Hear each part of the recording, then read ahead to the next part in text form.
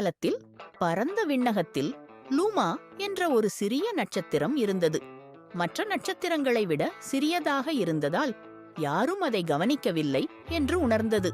நான் பெரிய நட்சத்திரங்களைப் போல பிரகாசிக்க வேண்டும் என்று லூமாவிற்கு ஒரு ஆசை. அதைக் கேட்ட சந்திரன் லூமாவிடம் சிரித்துக்கொண்டே, நீ பெரியதாக இருக்க வேண்டியதில்லை, நீ நீயாக இருந்தாலே போதும் என்றது.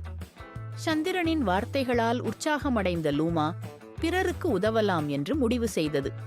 அவள் வழிதவறிய மின்மினி பூசிகளுக்கு வழிகாட்டி ஒளிவிட்டது, மேகங்களுக்கு மென்மையான தாலாட்டுப் பாடல் பாடியது, அங்கு தனியாக இருந்த ஒரு ஆந்தைக்கு நண்பனாக இருந்தது. இப்படி பல உதவியால் அதன் ஒளி நாளுக்கு நாள் அதிகமாக பிரகாசித்தது. மற்ற நட்சத்திரங்களும் அதனின் ஒளியை ரசிக்கத் தொடங்கின. அன்று முதல் மிகவும் பிரகாசமான நட்சத்திரம் என்று அனைவரும் லூமாவை புகழ்ந்தனர்.